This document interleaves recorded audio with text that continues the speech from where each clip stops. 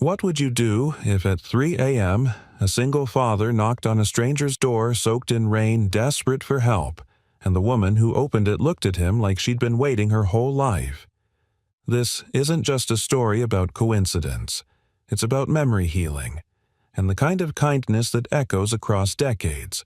Before we begin, if you love stories that touch the heart and stay with you long after they end, make sure to subscribe to our channel. Each week, we bring you true-to-life fiction that inspires, uplifts, and reminds us that hope often knocks when we least expect it. Now, let's begin. Single dad knocked on the wrong door at 3 a.m., but the woman said, "I've waited since 1998. The storm had been building for hours. Sheets of rain battered the narrow mountain road, swallowing the faded yellow lines and pounding the windshield like fists. Ethan's knuckles were white around the steering wheel. His old sedan, a stubborn relic from the late 90s, coughed with each climb, its engine groaning under the strain of the steep grade. In the back seat, Caleb stirred a thin, rasping sound escaping the boy's throat. His breath came in uneven gasps, wheezing like an old accordion. Ethan flicked a glance in the rearview mirror. "Hang in there, buddy." "We're almost there," he whispered. But he wasn't sure where there was any more. His GPS had cut out miles ago, and with the rain lashing sideways and the road signs blurred, he could barely tell whether he was still on the right road or any road at all. Then the car shuddered. A jolt. A hiss. Ethan cursed under his breath and steered to the side. Steam rose from the hood.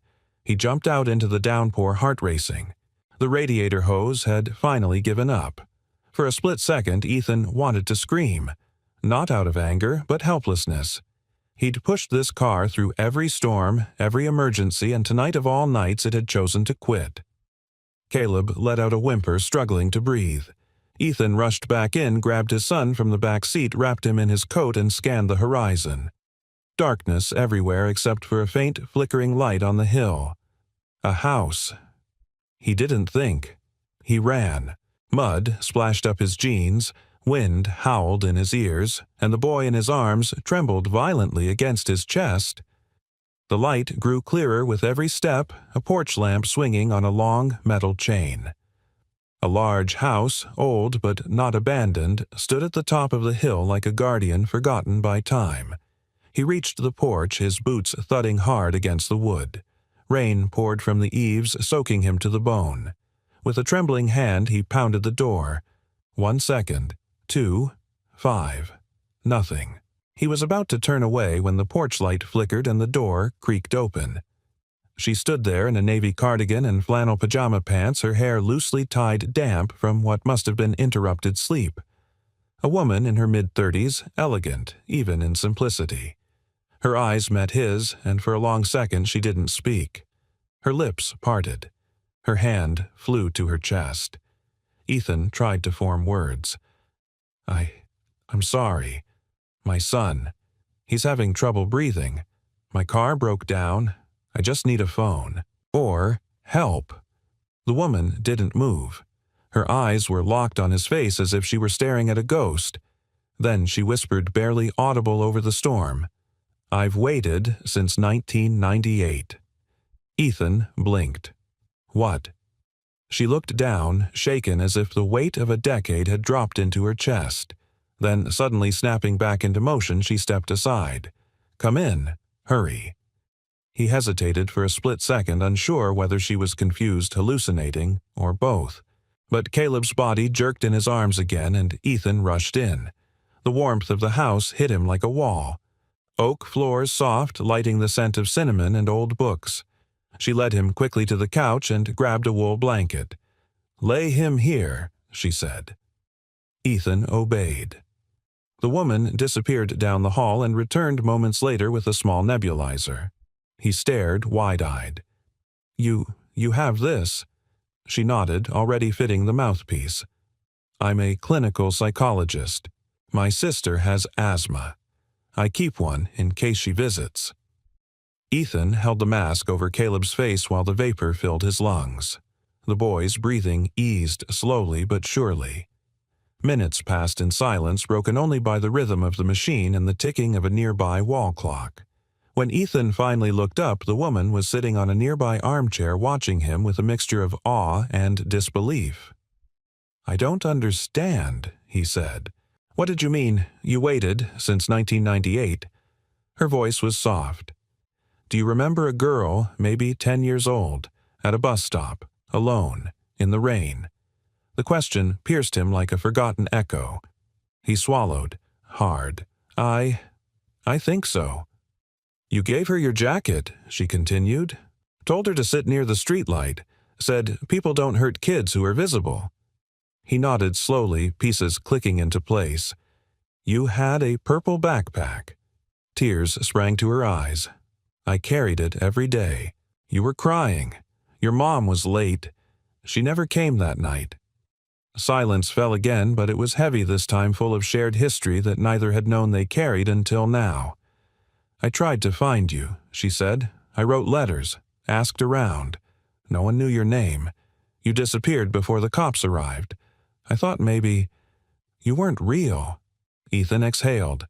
"I ran, back to the shelter before they could take me again." She gave him a look that held something more than gratitude, an ache buried too long. "You saved me. I didn't even know your name." He stared at her, rainwater still dripping from his sleeves. "Ethan." She smiled as if the name itself had finally given her breath. "Claire." And for the first time in years, as the storm howled outside, Ethan felt something unfamiliar rise in his chest, like maybe this wasn't a mistake. Maybe he hadn't knocked on the wrong door at all. The morning came slowly reluctant and gray, with streaks of silver pushing through the thinning clouds. The storm had passed, but it left behind the scent of damp earth and the hush of a town still asleep. Inside the old house on the hill, silence lingered too, but not the kind that felt empty. It was the silence of something held gently between two people who weren't quite strangers anymore, but not yet something else. Claire stood at the kitchen island, her fingers wrapped around a chipped blue mug. Her gaze kept drifting toward the couch in the living room, where Ethan slept upright, his arm protectively draped around his son. Caleb was curled against his side, breathing evenly now, the worst of the episode behind him. She hadn't slept. Not really. Instead, she sat by the window for hours, watching the storm taper off and wondering what strange current of the universe had finally brought that boy, the boy with the fierce eyes and broken shoes from 1998, back to her door. It had been so long enough that everyone said she should let it go, that it was just a childhood fantasy, that maybe she'd imagined him altogether, but she hadn't, and last night proved it. "Coffee." Ethan's voice was low, slightly hoarse as he stepped into the kitchen with Caleb still asleep on the couch. Claire turned surprised. "You're awake." He nodded. His eyes were tired but alert, and guarded. "I didn't mean to fall asleep," he said quickly. "I didn't mean to stay." "It's okay," Claire said, offering a gentle smile. "You stayed because you needed to, and that's allowed here."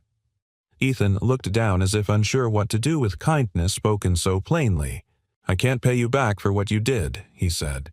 "The breathing machine letting us stay." "All of it." "You already did," she replied quietly. "A long time ago." He glanced away, unsettled by how much weight she gave to something he barely remembered. "I was just a kid. I didn't do anything special. You showed up when I thought no one would," she said. "That's more than most grown men have done in my life." They stood there, the hum of the refrigerator and the soft ticking of the wall clock filling the spaces between them. "I kept wondering what your name was," she said after a moment. "All these years, I only had a fuzzy memory of your face, your voice, and I remember you smelled like rain and motor oil." Ethan gave a dry chuckle. "Still do, probably." Claire smiled, but her eyes shimmered with something deeper. "I told myself I would ask your name if I ever saw you again. I just never thought it would be like this." He shifted uncomfortably. "It's strange, hearing that someone was waiting for you when you didn't even know you were worth waiting for." Her heart clenched at that. "Ethan," she said gently, "you were a child, and you were kind to a girl you didn't know. That doesn't just disappear. He gave a tired smile, but it didn't quite reach his eyes. Life didn't exactly turn out the way people hoped for me. Claire paused. What do you mean? He shrugged. Foster care. A few homes, some worse than others. I ran away more than once, spent a lot of nights sleeping in cars or behind gas stations, but I made it through. Barely. There was no bitterness in his voice, only the dull weight of someone who'd carried too much for too long. What about Caleb's mom? Claire asked gently. She left after he turned 2. Ethan replied, his tone unreadable. Said she didn't sign up for all this. I've been raising him on my own ever since. Working nights, whatever jobs I can get. Claire didn't say anything right away. She simply reached for the coffee pot and poured a second cup, setting it gently in front of him. It wasn't sympathy on her face, it was recognition. The quiet understanding of someone who had also walked alone for too long. Ethan took the mug and held it for a moment before sipping. This place. It's yours. My parents owned it. We lived here until I was 12, Claire said. After that night at the bus stop, they pulled me out of school and sent me to stay with relatives in Colorado for a few years. I had panic attacks for months after that. Therapy helped eventually. So much that I became a therapist myself. Ethan raised an eyebrow, surprised. So you help people now? She nodded. I try. Mostly children. Kids who feel lost or broken. Like I did. He looked at her. Really looked at her for the first time that morning. And there was something different in his eyes now. Not just exhaustion or worry, but a sliver of admiration. Maybe even respect. You waited for me all this time, he said softly. Claire shrugged, but her voice betrayed her emotion. Not exactly. I just never forgot. And when I came back to this house, I always thought maybe one day you'd walk by, or knock on the door. Ethan looked down into his coffee, his voice thick. That must have seemed foolish after a while. Maybe she said, a small smile playing on her lips. But I've always believed in unlikely things. I had to, because that night in the rain, someone I didn't know made me feel safe, and that memory saved me more times than I can count.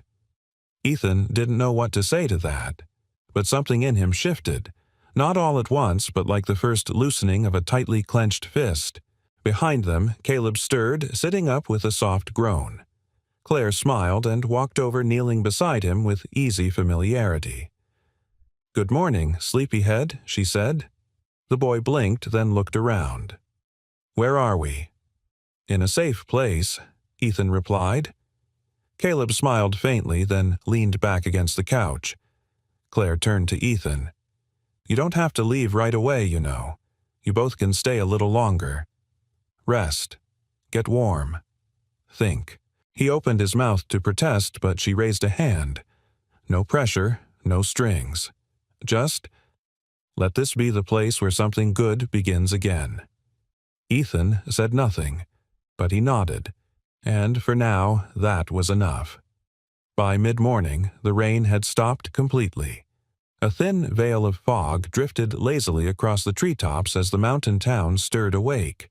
The window panes of Claire's house glowed amber with soft light, casting a sense of fragile warmth that didn't quite reach Ethan's bones. He stood alone in the front room, staring out at the gravel driveway where his broken-down car sat like a stranded memory.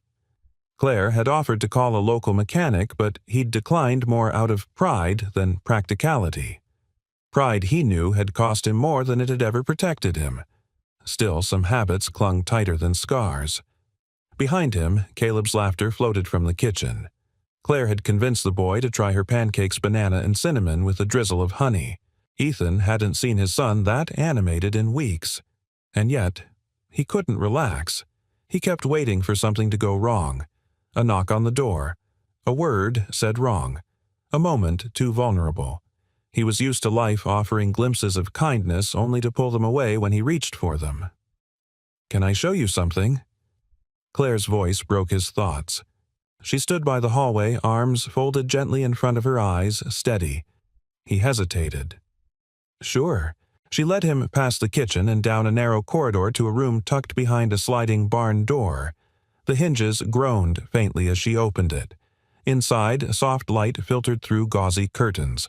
The room smelled faintly of cedarwood and something floral lavender, maybe. Ethan froze at the threshold. The walls were covered in drawings, dozens of them. Some framed, some pinned with care, some curling at the edges.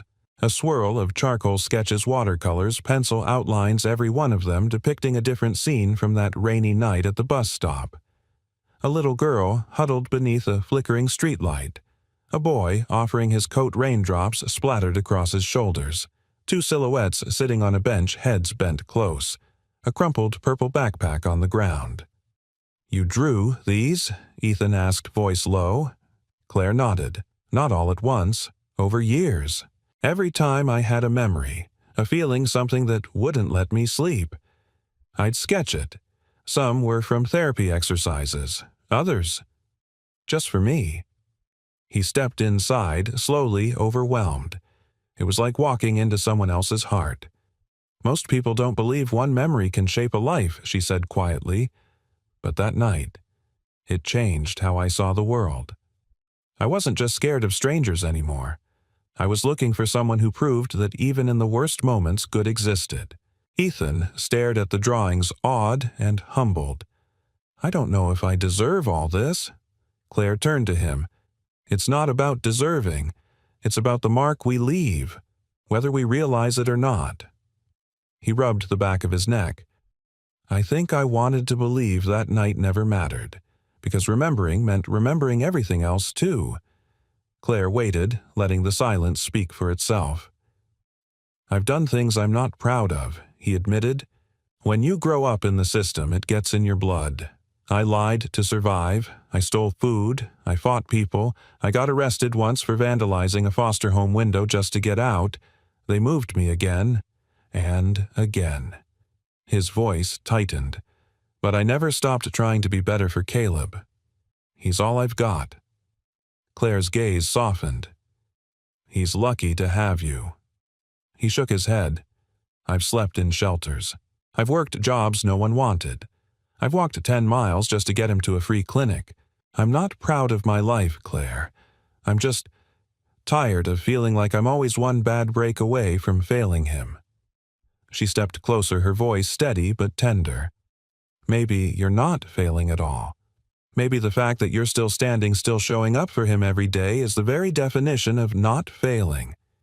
He swallowed, caught off guard by the sincerity in her words, by the way she looked at him, not with pity, but with belief.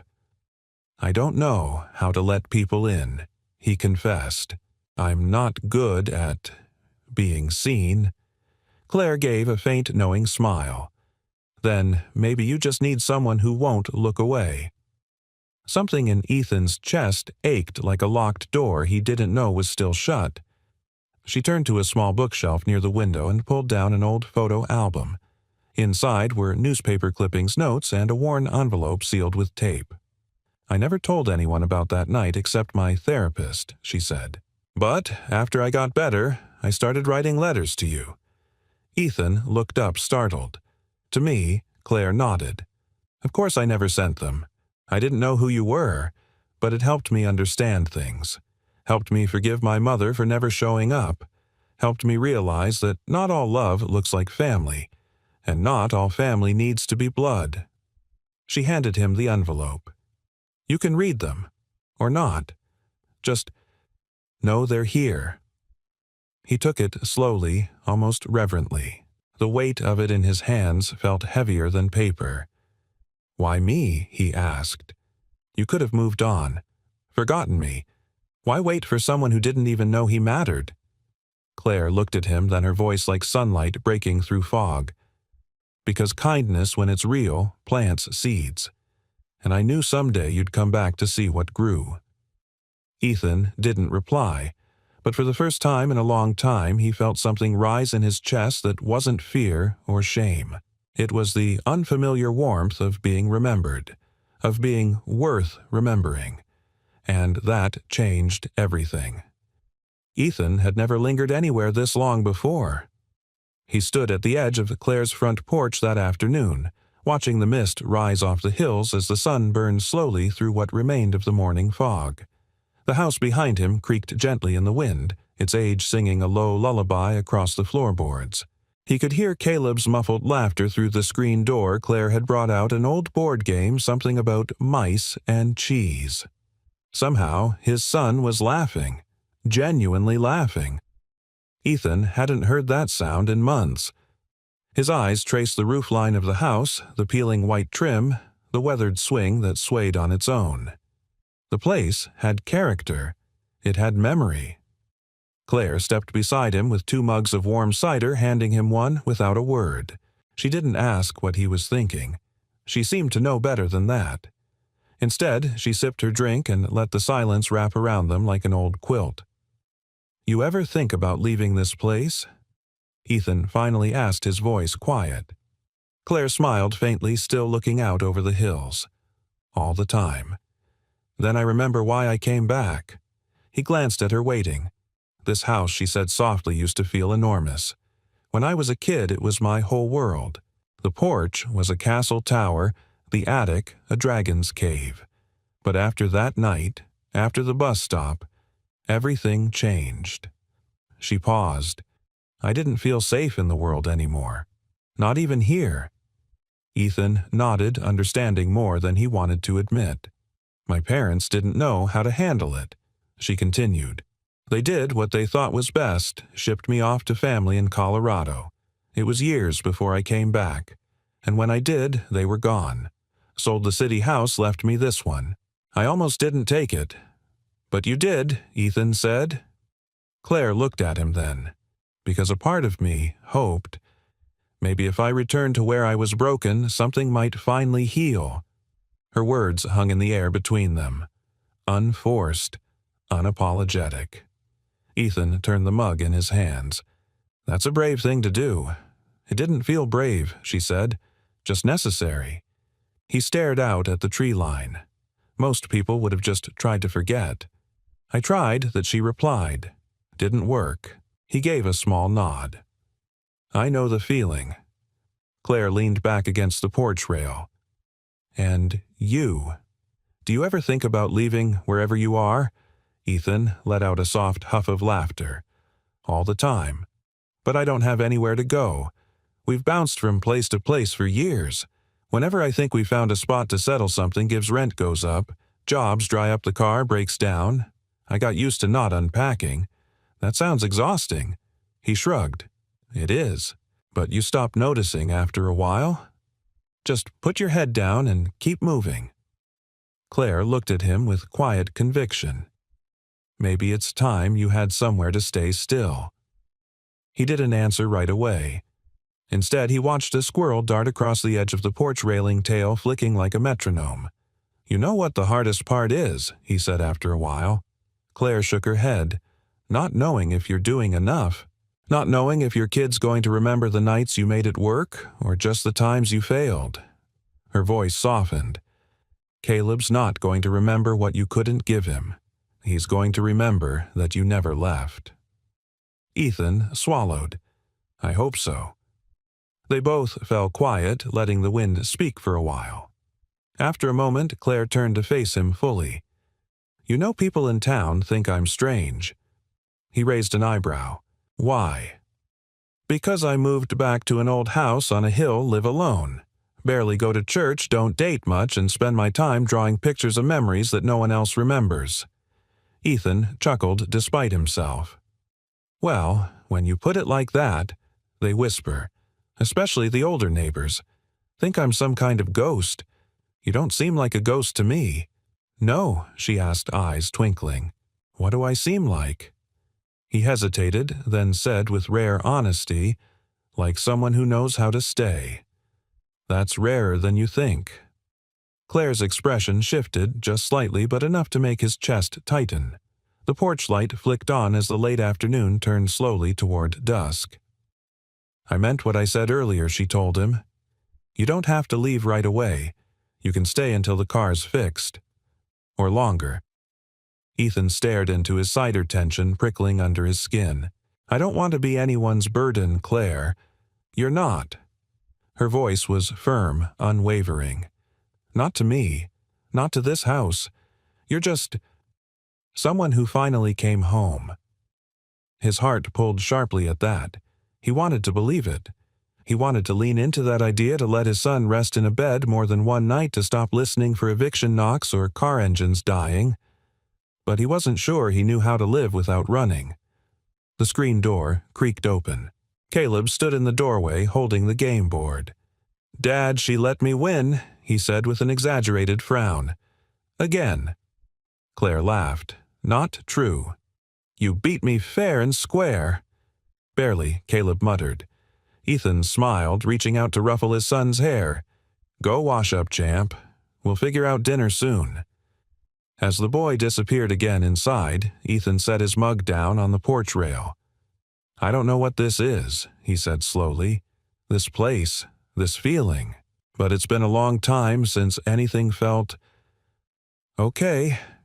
Claire nodded. "Then let's just call it a beginning." He looked at her, then the woman who'd waited since 1998, not with desperation but with quiet strength.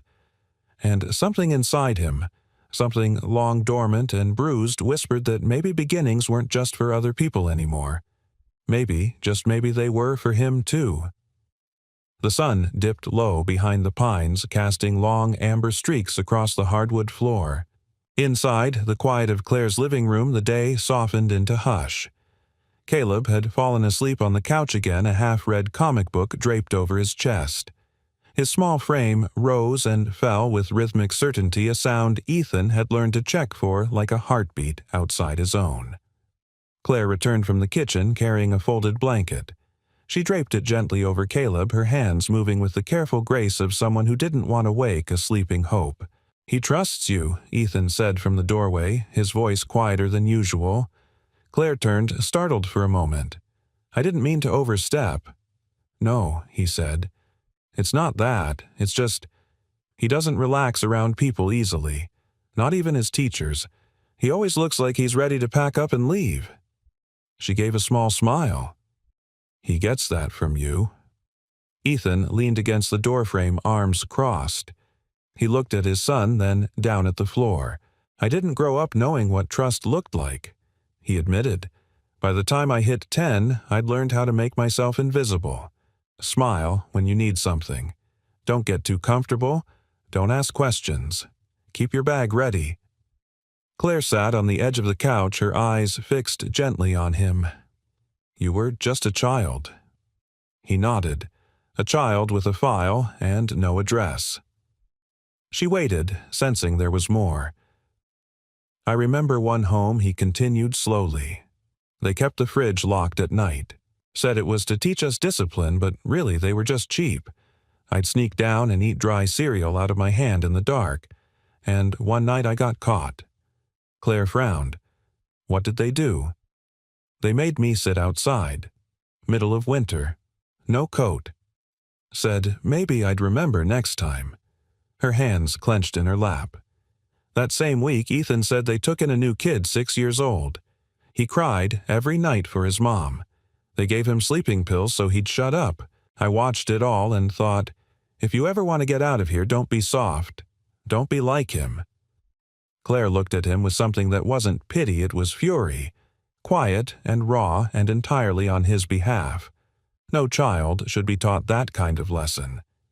Ethan nodded slowly. But that's what I carried into manhood. How not to need. How not to feel. I built a life around keeping it all locked down. He looked at her, then really looked like someone testing light after too long in the dark. Until that night. With you. Claire's breath caught. "You don't know this," he said. Voice rough, but after I left you at the bus stop, I walked 3 miles in the rain to get back to the shelter. My feet were soaked. I was freezing. But I had this strange feeling like I'd done something right. Just once. He smiled, but there was pain behind it. I got beaten for sneaking out. They took my jacket. Said if I ever ran again, they'd make sure I ended up in juvie. Claire's eyes filled, and she rose without hesitation. She walked to the old bookshelf near the piano, pulled open the bottom drawer, and returned with a small plastic bag. Inside was a child's denim jacket, worn, torn at the sleeve, and unmistakably familiar. Ethan stared at it stunned. "I kept it," she said. "All these years." "I thought they took it," he murmured, barely touching the fabric. "They tried. But I told the officers it belonged to me, that it was a gift. I lied. I never lied as a kid, but that day, I had to." Ethan laughed softly, the sound edged with disbelief. "So you stole my jacket." "I borrowed it forever," Claire corrected with a smile. "I couldn't explain why I needed to keep it. I just knew that it meant something, that you meant something." He took the jacket from the bag and sat beside Caleb, running his hand over the fabric. The years had faded its color, but the memory inside it remained intact. Claire sat next to him. "You said something to me that night," she said. "Do you remember?" Ethan shook his head. "You told me, 'Don't cry. People see tears and think they can hurt you more.'" He winced. "That sounds like something I'd say back then. But you also said, 'But I see you, and I won't let anyone hurt you tonight.'" He looked down. "I didn't think I meant anything to anyone back then. I didn't think I had anything to offer. But that night, I wanted to be someone, even if just for a few minutes." Claire reached for his hand, resting hers lightly on top. "You were someone," she whispered.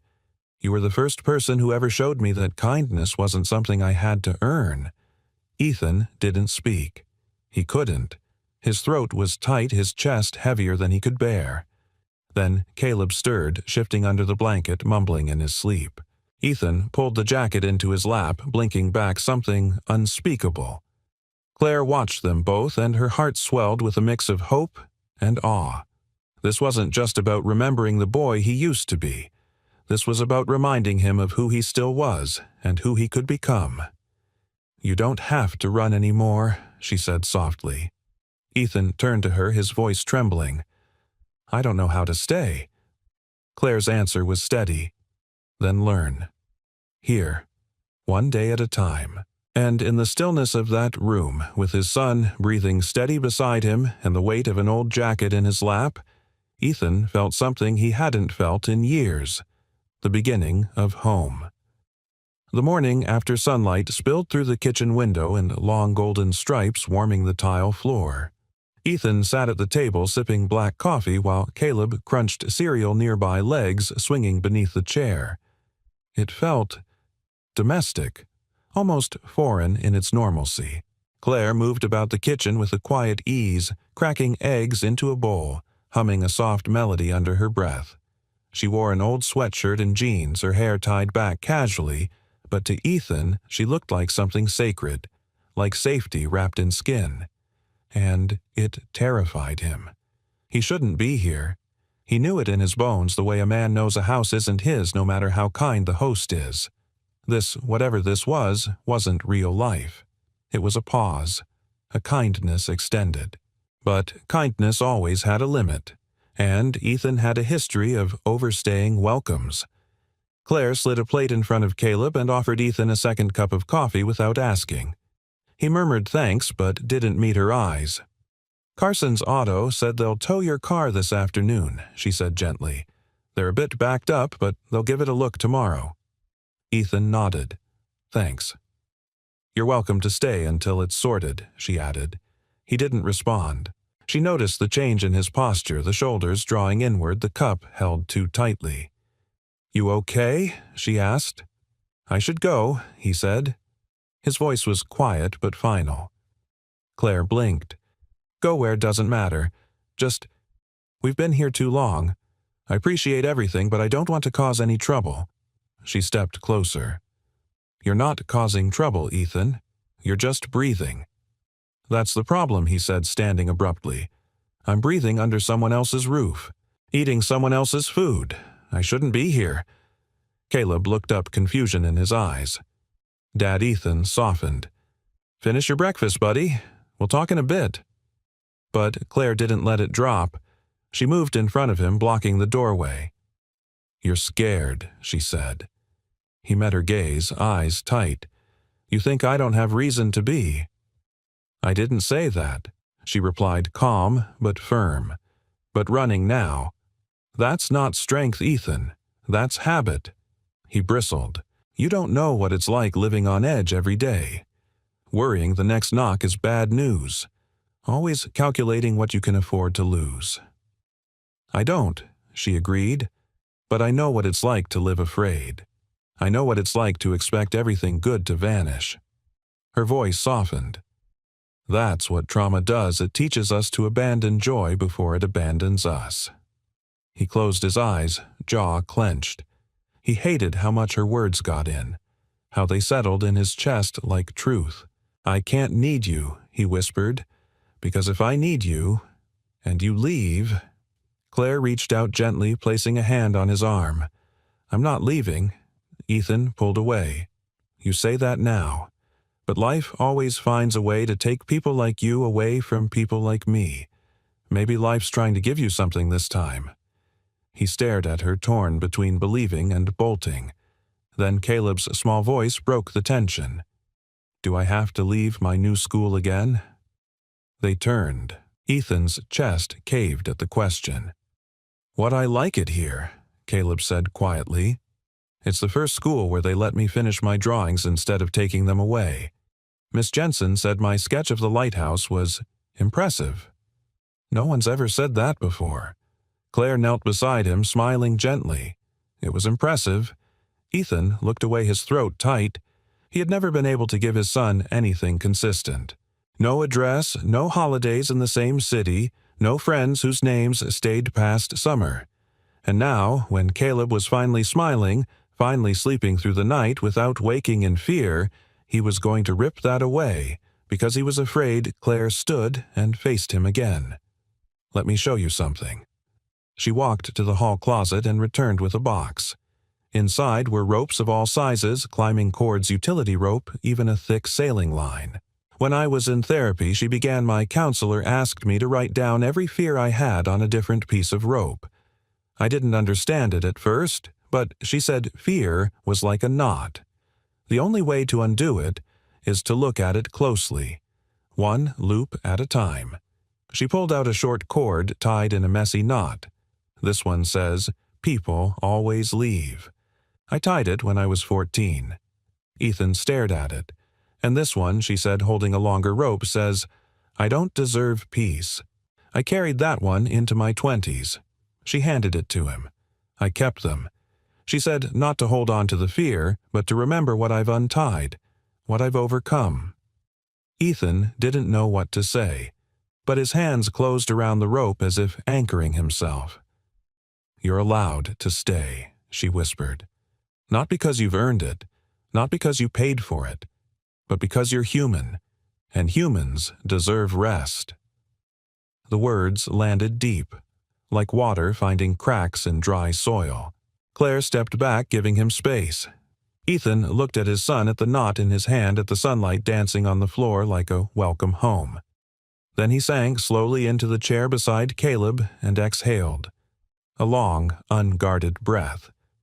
"I'm tired," he admitted. "I know," Claire replied, "but I don't want to teach him that running is the only answer." Ethan said, his voice rough. "I want him to grow roots, not calluses." Claire smiled, eyes full. "Then stay, just long enough to let something grow." And for the first time in years, Ethan didn't feel like a man hanging on by a thread. He felt, however uncertain, like maybe there was a rope he could learn to climb, one that led not away, but home. It had been a quiet week in the house on the hill, the kind of quiet that didn't feel empty, but earned. Each morning, Ethan helped Claire patch things around the property, tightening hinges, fixing a broken gutter, sanding down a loose railing. He was good with his hands, and she never made him feel like he owed her.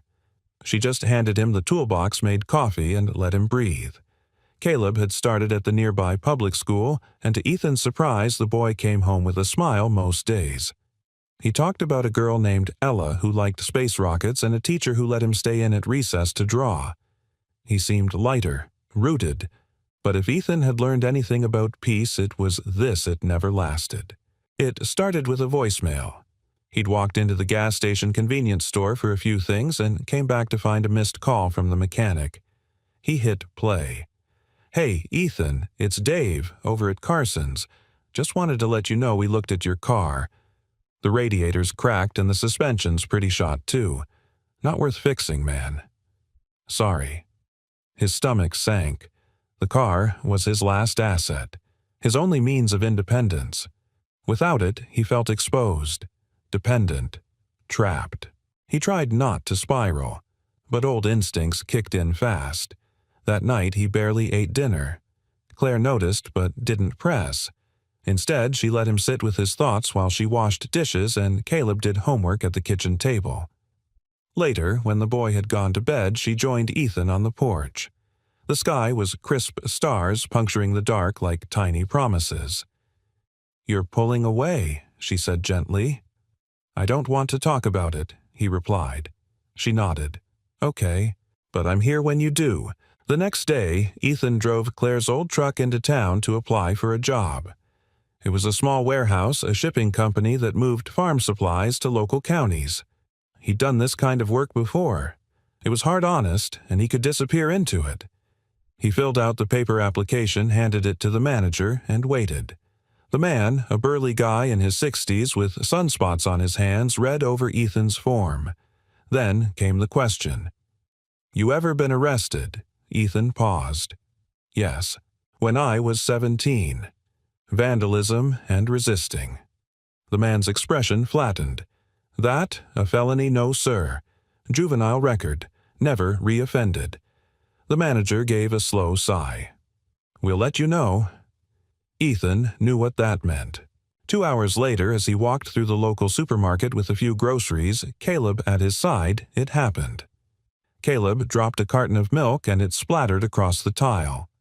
Ethan bent to clean it, instinctively reaching for a paper towel from a nearby display when Caleb suddenly coughed hard and dropped to one knee, struggling for air. Panic flared. Ethan scooped him up, trying to calm him, but the wheezing had begun. He rushed to the pharmacy counter, heart pounding. "Excuse me.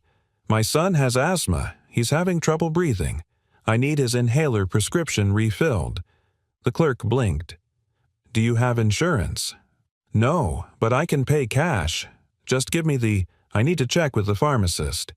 And then someone behind him said, "Should he even be raising a kid if he can't afford medicine?" Ethan turned.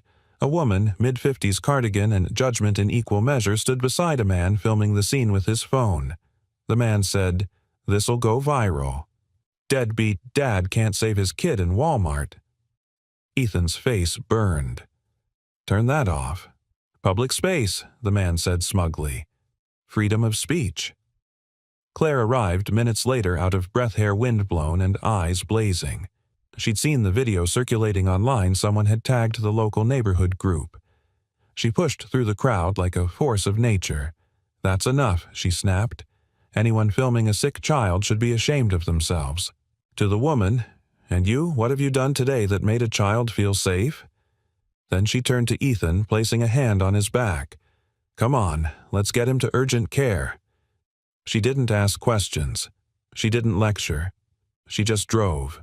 That night, Ethan sat on the back porch alone. The moon was half full, casting pale light across the lawn. He felt hollow. Not angry, just used up. Claire stepped outside, a blanket draped over her shoulders. She sat beside him, but said nothing for a long time. Finally, he whispered, "I shouldn't have brought him into that life. He deserves better." Claire looked at him. "Ethan, you didn't bring him into pain. You shield him from it every day. What he deserves is exactly what you've given him: love, sacrifice, safety. I couldn't even protect him from a cough in a grocery store." "You didn't fail him," she said. "The world failed you, but you're still standing. You're still showing up. And that's what matters." He shook his head. "I hate being seen like that. Like I'm less than. Like I'm some walking mistake." "You're not," she said. "You're the boy who gave away his coat. You're the man who carries his son through fire. Don't let a stranger with a phone define you." He looked at her, then his eyes tired but clearer. "Why do you keep fighting for me?" Claire smiled softly. "Because someone once told me, 'I see you. I won't let anyone hurt you tonight.'" And that was enough. Ethan looked toward the horizon, the sky slowly brightening at the edges. Maybe the fall had come. But perhaps, just perhaps, it meant a rise was coming too. Rain tapped gently on the windows again, softer this time, almost like an echo of that fateful night weeks ago when Ethan had first knocked on Claire's door. The storm now was gentler, less violent, as if the sky had finally decided to forgive something too. Ethan stood at the threshold of the attic room Claire had never shown anyone until tonight. "You sure about this?" he asked. She nodded, barefoot, sweater sleeves pushed up. "It's time." The old door creaked as it opened, revealing a space unlike the rest of the house. The walls were painted a muted, calming blue. A worn writing desk sat by the window, flanked by two mismatched bookshelves overflowing with journals, sketch pads, folded letters bundled in twine. Claire stepped in first, her presence grounding the space. She gestured toward the wall behind the desk, lined from floor to ceiling with envelopes of different sizes, paper yellowing at the edges with age. "These," she said softly, "are all letters I wrote to you." Ethan didn't speak. "Some are from when I was a teenager, others from college, some just last year. I never knew if I'd see you again, but I kept writing. It helped me understand myself, and helped me hold on to the version of you that saved me." She picked one off the shelf and opened it carefully, reading aloud. "Dear you, I saw a boy on the street today who reminded me of you. He had that same stubborn look. It made me wonder where you are now. I hope someone's looking at you with kindness. I hope you found somewhere to call home. See." Ethan stared at the page, stunned into silence. Claire placed the letter back, then faced him. "You weren't just a moment in my life, Ethan. You were the proof I needed that not all people leave, that kindness doesn't always demand something in return." He looked down at his hands. "You don't know who I became after that night. I've made a mess of things more times than I can count. I've failed, broken promises, broken myself." Claire stepped closer.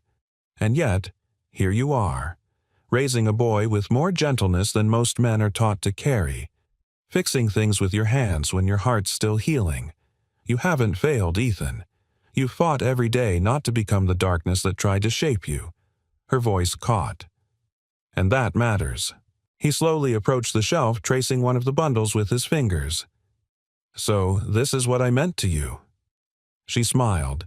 "No, this is what you helped me become." They sat side by side on the old rug knees, nearly touching the soft patter of rain above them like a lullaby. Claire opened a faded green journal and handed it to him.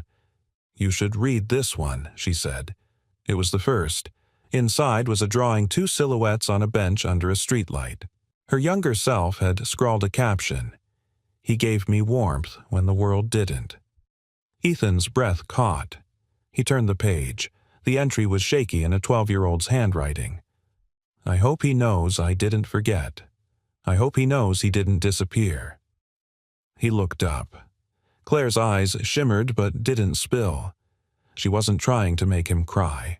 She was trying to let him feel. "I didn't think anyone ever saw me," he whispered. "I did," she replied. "Even when you were gone." He closed the book gently. "You've spent all these years remembering someone you barely knew." "No," she corrected. "I spent all these years remembering the truth that someone like you existed.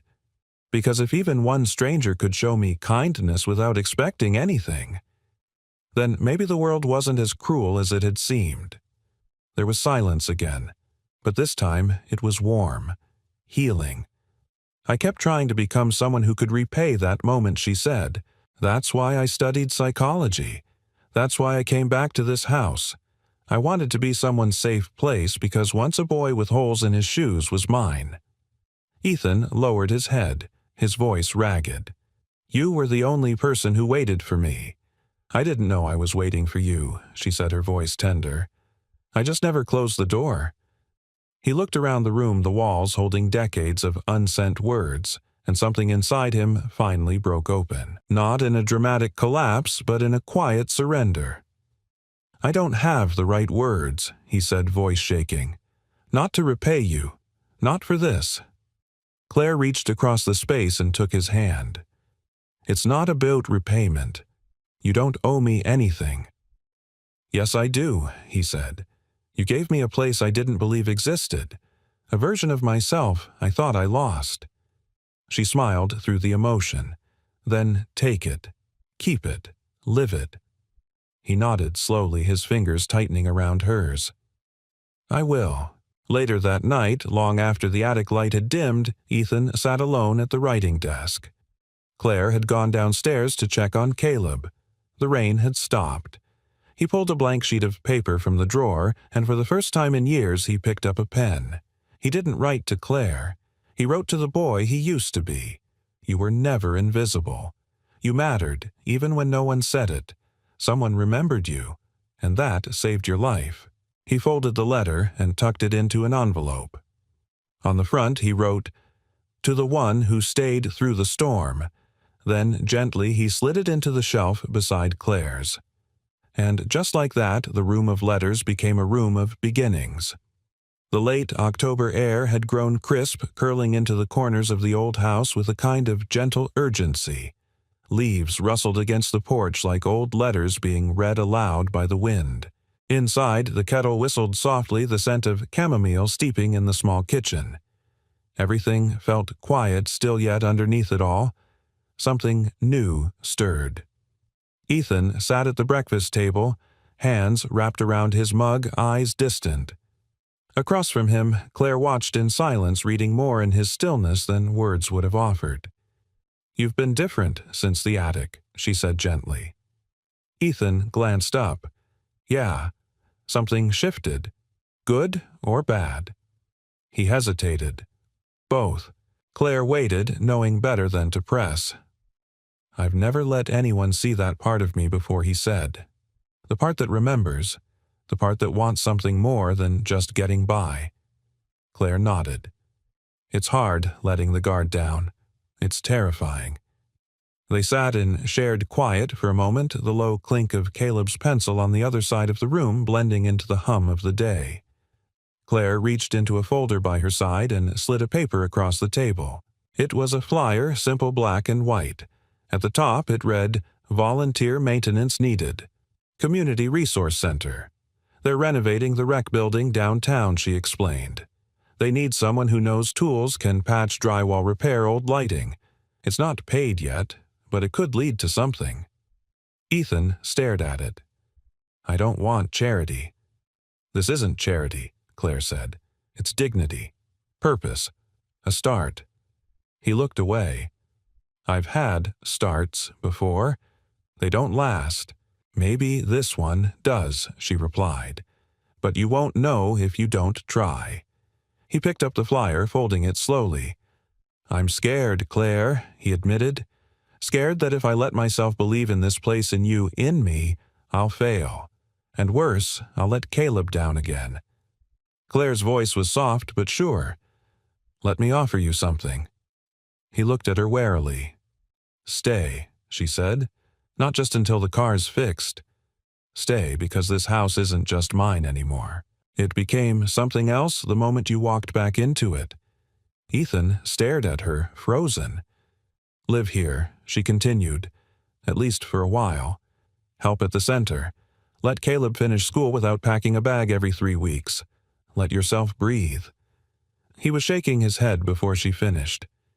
"Claire, I can't. What would people say? What does it look like? A man showing up at your door in the middle of the night, then staying. You've got a reputation." She smiled gently. "I care more about my life than my reputation. And this us, it feels like life." He pushed back his chair, pacing toward the window, gripping the sill as if to anchor himself. "I've never been someone people wanted to stay," he said. "That's not true." He turned to face her, eyes raw. "What if I don't know how to be enough?"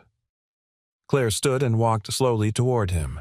She didn't touch him, didn't crowd his space, just stood near enough that he felt her steadiness. "You don't have to be enough," she said. "You just have to be here. Show up. One day at a time. That's more than most." Caleb peeked around the corner. Dad Ethan turned.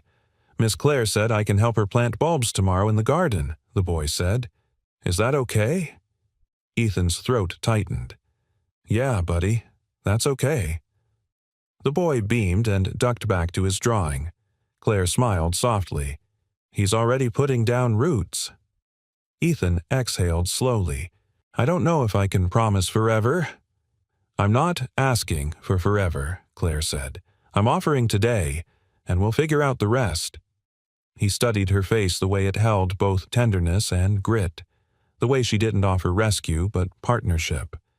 Something inside him cracked open, and this time he didn't resist it. "Okay," he said finally. "One day at a time." That evening the house hummed with a different energy. Ethan stood in the garage rummaging through Claire's old toolbox prepping supplies for the community center. He found his hands steadier than usual, his chest less tight. Claire came out holding a stack of folded laundry. "I cleared the guest room closet. There's space for your things." Ethan glanced up. "I don't have much." "You've got more than you think," she said.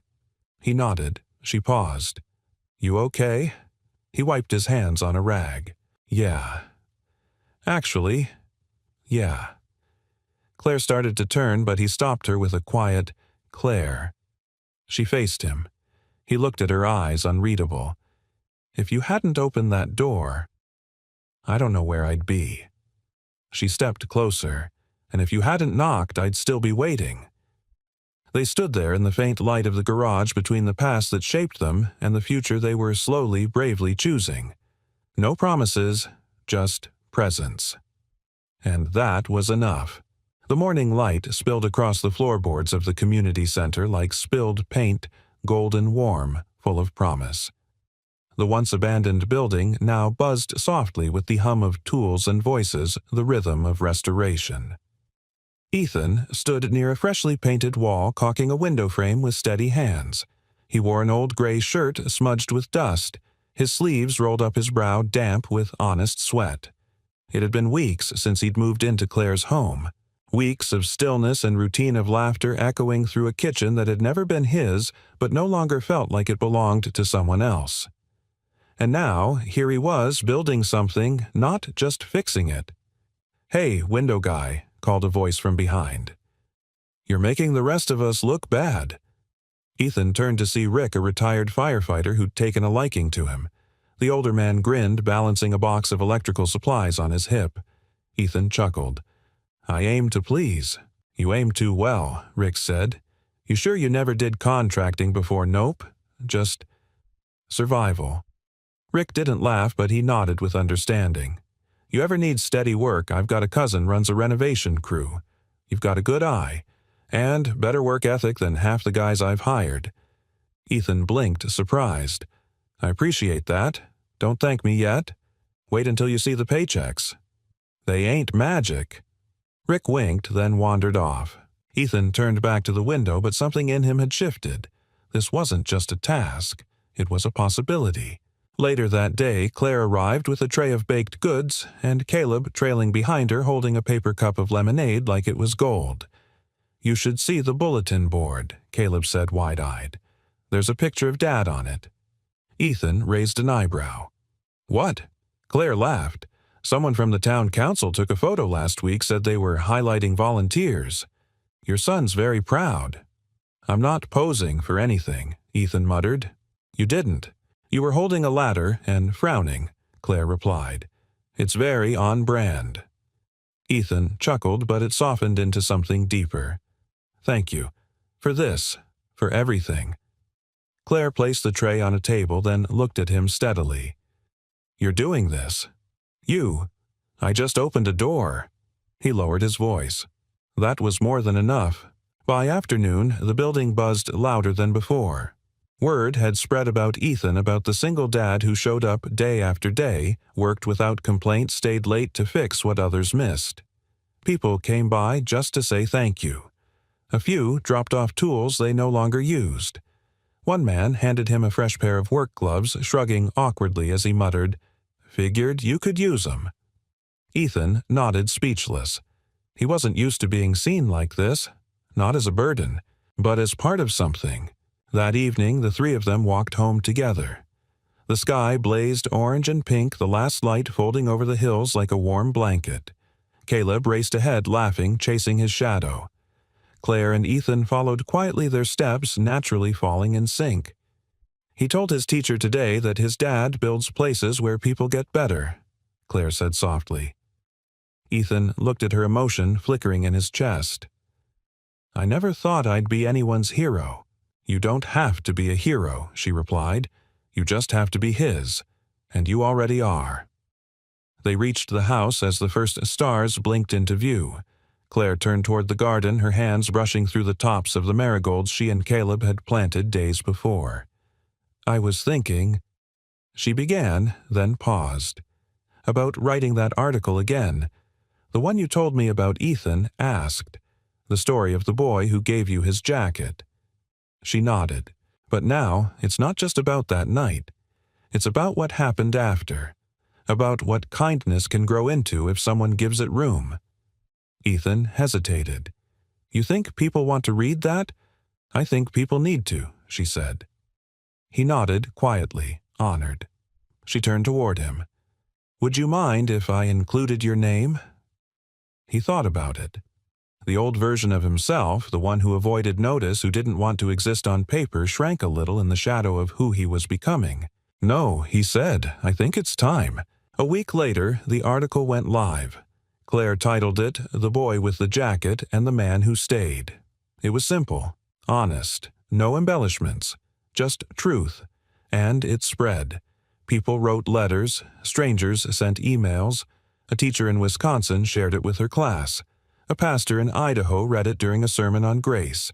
A man in Florida donated to the community center in Ethan's name, signing the note for the kids who were still waiting at the bus stop. Ethan read every message in disbelief. "Why me?" he asked Claire one night. "I didn't do anything that special." "You did something kind," she answered. "And kindness, Ethan, is more powerful than we let ourselves believe." On a quiet Sunday morning, Ethan took Caleb to the park. They sat on a bench near the playground, the same kind of bench where a scared, soaked girl had once waited for a mother who never came. Caleb leaned against his side, warm and content. "Dad." "Yeah, are we gonna stay here? For real?" Ethan looked out over the trees, then down at his son's hopeful eyes. "Yeah, buddy, I think we are." Caleb grinned and ran off toward the monkey bars. And Ethan sat back, arms draped along the bench, his heart full with something he hadn't known in years. He wasn't just surviving anymore. He was living. And the good he'd carried even when the world tried to beat it out of him had finally come full circle into a life he was proud to call his own. Winter came early that year. The trees, once rich with the golds and coppers of October, now stood bare and silvered with frost. The garden behind Claire's house had gone quiet, resting beneath a blanket of soft earth. Even the air had changed, cooler, stiller, as if the whole town were holding its breath in gratitude. Inside the house, the warmth told a different story. Ethan stood in the kitchen wearing a flannel shirt that Claire insisted made him look dangerously domestic, flipping pancakes on the griddle. Caleb sat at the table, scribbling in a sketchbook, the corners of his mouth tugged upward in concentration. Claire leaned against the counter, sipping coffee, watching them both with that quiet glow in her eyes, the kind you don't fake, the kind that only grows where healing has happened. They didn't talk about timelines anymore. They didn't count days since he arrived or how long he'd stay. Somewhere along the way, the edges of temporary had blurred into home. "Okay," Ethan said, sliding a pancake onto Caleb's plate. One spaceship with syrup coming in for landing. Caleb grinned. "Permission to eat, Captain granted." Claire laughed, her heart full. These moments, ordinary and unremarkable by most standards, were the very definition of extraordinary to her. They were the moments she had once only imagined from behind closed doors and unsent letters. Later that morning, the three of them bundled up and drove into town. The newly renovated community center was hosting its grand reopening just in time for the holidays. Lights twinkled on every railing and children's laughter rang out from the playground Ethan had helped repair. But the real surprise waited inside. At the far end of the hall, a small brass plaque had been mounted to the wall. Claire nudged Ethan gently toward it. He read it twice before speaking. The address in her prayer. In honor of those who choose kindness and those who choose to stay. Beneath it, a photograph grainy but unmistakable of a boy in a too-big jacket sheltering a girl under a streetlight. Next to it, a new picture Ethan and Caleb arms around each other standing in front of the restored center. Not posed, not perfect, but real. Ethan blinked hard. You did this. Claire shook her head. We did this. People passed by, pausing to smile, to nod, to whisper things like, that's the man from the story, or he's the one who helped rebuild this place. But Ethan didn't hear most of it. His gaze was locked on the plaque, on the words, on the truth that he'd become someone his son could be proud of, someone he could be proud of.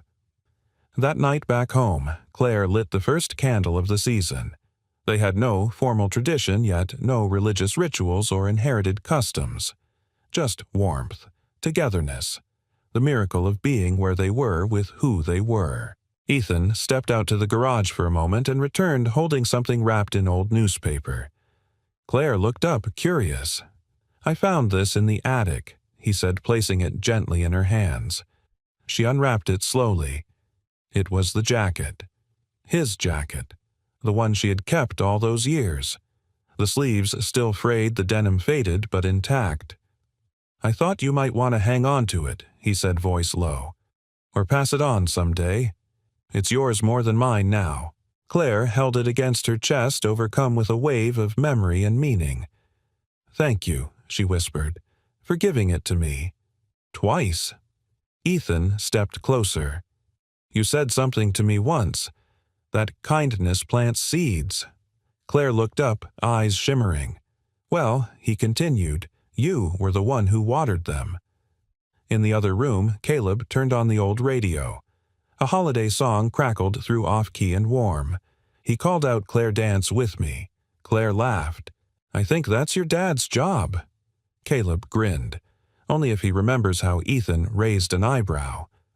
Oh, I remember. He took Claire's hand before she could protest, leading her into the living room where the floorboards still creaked like old stories waiting to be told.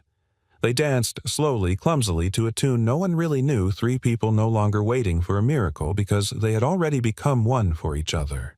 At one point, Claire leaned in and whispered, You know, you never really knocked on the wrong door. Ethan smiled, pressing his forehead to hers. No, he said. You were always the address in my prayer.